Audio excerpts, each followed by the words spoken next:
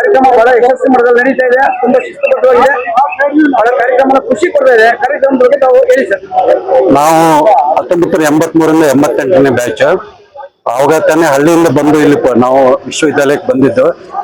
ಇಷ್ಟು ಮಟ್ಟಿಗೆ ಅಲ್ಲಿ ಬೆಳೆದಿರ್ಲಿಲ್ಲ. ಇದು ಪ್ರಾಣಿ ಸೇವೆ ಅನ್ನೋದು ಈ ಚಿಕ್ಕ ಮಕ್ಕಳ ಸೇವೆ ಇದ್ದಂಗೆ, ಅದಕ್ಕೆ ಮಾತು ಬರಲ್ಲ. ಅದು ತನ್ನ ಎಕ್ಸ್ಪ್ರೆಷನ್ ಇಂದ ನಾವು ಅದನ್ನ ರೋಗ ಕಂಡುಹಿಡಿದು ಅದಕ್ಕೆ ಟ್ರೀಟ್ಮೆಂಟ್ ಮಾಡೋದು.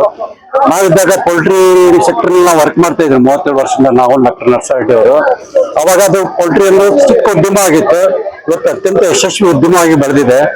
ಇದು ವೆಟರ್ನರಿ ಸೈನ್ಸ್ ಅಂದ್ರೆ ಜೂನೋಸಿಸ್ ಡಿಸೀಸ್ ಅದನ್ನ ಕಂಟ್ರೋಲ್ ಮಾಡೋದು, ಪ್ರಾಣಿಯಿಂದ ಮನುಷ್ಯರಿಗೆ ಬರ್ತಕ್ಕಂಥ ರೋಗವನ್ನು ತಡೆಗಟ್ಟುವಂತ ಕೆಲಸವನ್ನು ನಾವು ಮಾಡ್ತಾ ಇದ್ವಿ. ಫುಡ್ ಸೇಫ್ಟಿ ಬಗ್ಗೆನೂ ನಾವು ಚೆನ್ನಾಗಿ ಕಂಟ್ರೋಲ್ ಮಾಡ್ತಾ ಇದ್ವಿ. ಜನ ಏನ್ ತಿಂತಾರೆ ಅದ್ರ ಬಗ್ಗೆ ಯಾವುದೇ ವೈರಸ್ ಯಾವುದೇ ಬ್ಯಾಕ್ಟೀರಿಯಾ ಇರ್ಲಾರ್ದಂಗೆ ಒಳ್ಳೆ ತರ ಟ್ರೀಟ್ಮೆಂಟ್ ಮಾಡಿ ಜನರಿಗೆ ನಾವು ಒಳ್ಳೆ ಪ್ರೋಟೀನ್ ಯುಕ್ತ ಆಹಾರವನ್ನು ಕೊಡ್ತಾ ಇದ್ವಿ.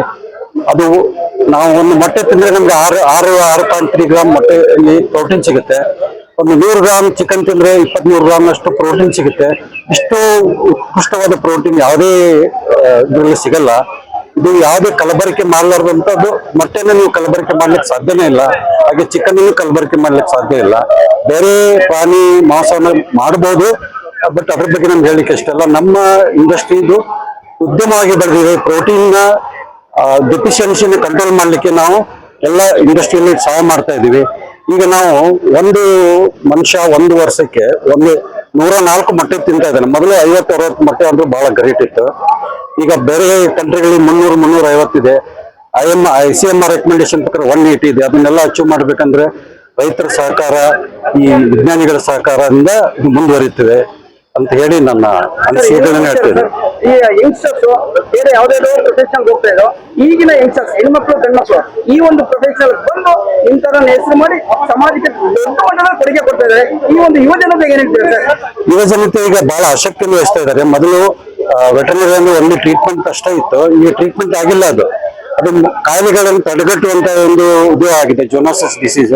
ಈಗ ನಮ್ಮ ಸ್ನೇಹಿತರು ರಾಧಾಕೃಷ್ಣ ಅವರು ಅಡಿಷನಲ್ ಚೀಫ್ ಸೆಕ್ರೆಟರಿ ತಮಿಳುನಾಡು ಹೇಳಿದ್ರು, ನಾವು ಏನೇ ಒಂದು ಪ್ರಾಣಿಯಿಂದ ಬರ್ತಕ್ಕಂಥ ರೋಗಗಳನ್ನ ನಾವು ತಡೆಗಟ್ಟಿದ್ರೆ ಮಾತ್ರ ಮನುಷ್ಯನಿಗೆ ಉತ್ತಮ ಆರೋಗ್ಯ ನಾವು ಕೊಡ್ಬೋದು.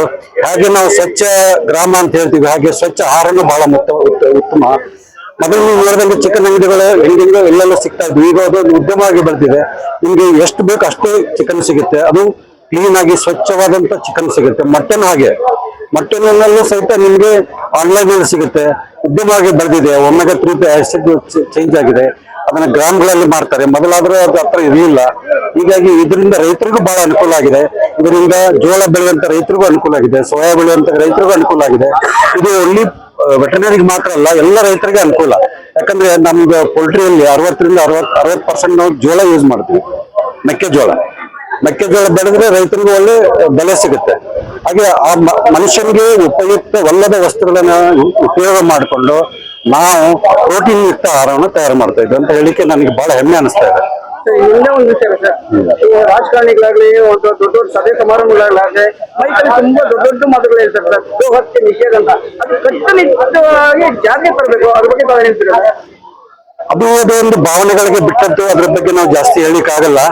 ಅದನ್ನ ಬಿಟ್ಟು ನಾವು ಪೋಲ್ಟ್ರಿ ಮೀಟ್ ತಿಂದ್ರೆ ಬಹಳ ಉತ್ತಮ.